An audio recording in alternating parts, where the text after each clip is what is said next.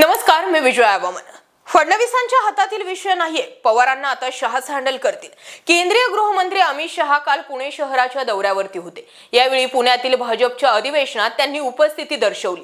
पवार म्हणजे करप्ट नेता, इथूनच अमित शहांनी पवारांवरती बोलायला सुरुवात केली। याआधी 2019 ला लोकसभा निवडणुकीआधी शहा यांनी बारामतीत येऊन पवारांनी 50 वर्षाच्या राजकारणात काय केलं हे विचारलं होतं आणि आताही तेच करतायत। जेव्हा जेव्हा महाराष्ट्रात भाजपचे सरकार येते तेव्हा मराठा समाजाला आरक्षण भेटतं, पण शरद पवार यांचं सरकार येतं तेव्हा मराठा आरक्षण जातं। देवेंद्र फडणवीस मुख्यमंत्री असताना मराठा समाजाला आरक्षण भेटलं होतं, मात्र शरद पवार सत्तेत आल्यावर ते आरक्षण गायब झालं। त्यामुळे सत्तेत आल्यावरच मराठा आरक्षण का गायब होतं असा सवाल करत भ्रष्टाचारांचा सर्वात मोठा सरगना म्हणजे शरद पवार असल्याचं अमित शहांनी म्हटलं। त्यासोबतच उद्धव ठाकरे यांना औरंगजेब फॅन क्लबचा नेता असल्याचं म्हटलंय। औरंगजेबाचे फॅन क्लबचे सदस्य उद्धव ठाकरे आहेत, ते बाळासाहेबांचा वारसदार आहेत असं सांगतात, पण ते कसबला बिर्याणी देण्याची मागणी करतात।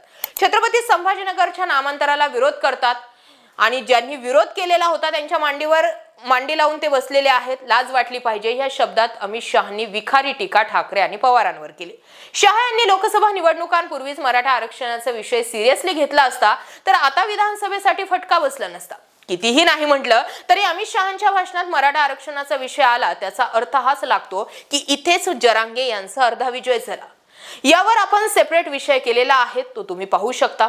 सुरुवात करूयात अमित शहा यांनी पुन्हा एकदा टार्गेटवर शरद पवारांनाच का घेतलं या मुद्द्यापासून। मराठा आरक्षण जातं ते पवारांमुळेच। सर्वाधिक सत्ता उपभोगलेल्या शरद पवारांनी त्यांच्या काळात कधीच मराठा समाजाला आरक्षण दिलं नाही, ते आरक्षण देवेंद्र फडणवीसांनी दिलं आणि आताही आरक्षण एकनाथ शिंदे यांनी दिलंय असं सांगत पुन्हा एकदा शरद पवार यांच्यावर अमित शहा यांनी आपला स्ट्राईक नेला।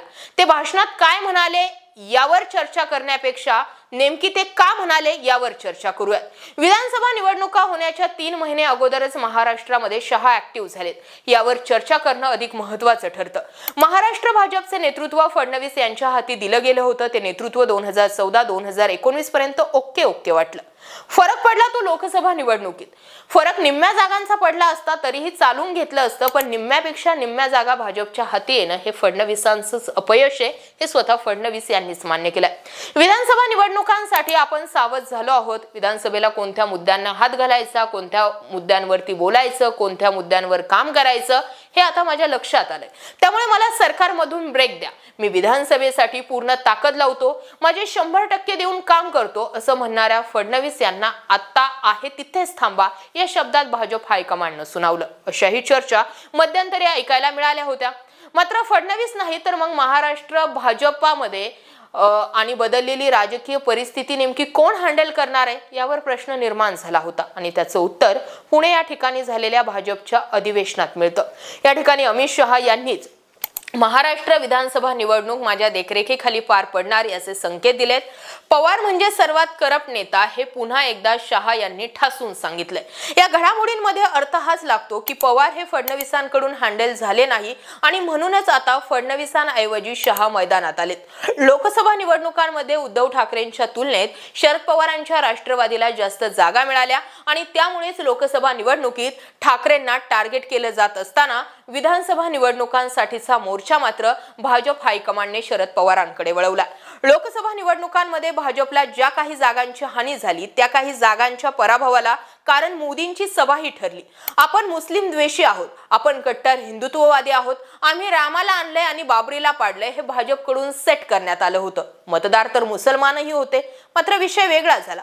त्यासोबतच संविधान बदललं जाणार अशी भाषणं भाजपच्याच नेत्यांकडून लोकसभा निवडणुकांपूर्वी ऐकायला मिळाल्या आणि त्यामुळे जे दलित मतं किंवा अल्पसंख्याकांची जी मते आहेत ती डिव्हाइड झाली आणि नाईलाजास्तव काही लोकांना राष्ट्रवादी आणि काँग्रेस यांना मतं करावी लागली किंवा त्यांच्याकडे ते डायव्हर्ट झाले।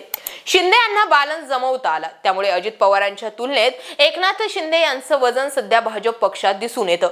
लोकसभा निवडणुकीत झालेल्या पराभवानंतर सगळं खापर अजित पवारांवर फुटलं। विशेष म्हणजे शिंदे यांनी बंड केलं त्यावेळीही या बंडाचं खापर अजित पवार यांच्यावरच फुटलं होतं।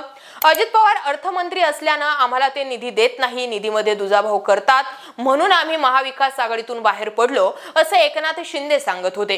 पुन्हा त्याच शिंदेंच्या अजित पवार मांडीला मांडी लावून बसले। निवडणुका होऊ दिल्या तोपर्यंत शिंदे यांचे आमदार भाजपचे आमदार गप्प होते। पण निवडणुकांमध्ये गणलो मग याचं खापर कुणावर फोडायचं होतं, तर ते खापर फोडण्यासाठी अजित पवारांना निवडलं. गेल्या काही दिवसांपासून अजित पवार मोठ्या प्रमाणावरती डॅमेज होतात आणि राज ठाकरे म्हणाले त्याप्रमाणे काकांना सोडून यांना कोणीही विचारणार नाही, हेच राज ठाकरेंचं वाक्य खरं होताना दिसतंय. त्यामुळे अजित पवार पुन्हा काकांकडे परतले तरीही ते तेवढेच डॅमेज होणार आहे. त्यामुळे सध्या अजित पवार स्वबळावर लढण्याची तयारी करत असल्याची चर्चा जोरात आहे. अर्थात तसं घडतं की नाही हे पाहण्यासारखं आहे. भाजप हायकमांड फक्त एकनाथ शिंदे आणि भाजप या दोनच पक्षांचा विचार विधानसभा निवडणुकांसाठी करते असंही दिसून येत आहे. एकंदरीत बघितलं की शहा असतील किंवा अजित पवार दोघेही पुण्यातच असताना एकमेकांना भेटले नाही, हेही विशेष आहे. विधानसभेसाठी तुर्तास अजित पवारांचा विषय बाजूला ठेवून फक्त फोकस शरद पवार यांच्यावर हलवण्याचा विचार भाजपनं केलाय असंही म्हणण्यासाठी जागा उरते. आता याबाबत तुम्हाला काय वाटतंय कमेंट सेक्शन मध्ये जरूर व्यक्त व्हा. शरद पवारांना हँडल करणं फडणवीसांच्या बस की बात नाही म्हणून शहा ऍक्टिव्ह झालेत का? बरं ऍक्टिव्ह झाले तरी हाताशी काही येणार आहे का? याबाबत जरूर व्यक्त व्हा. जय महाराष्ट्र.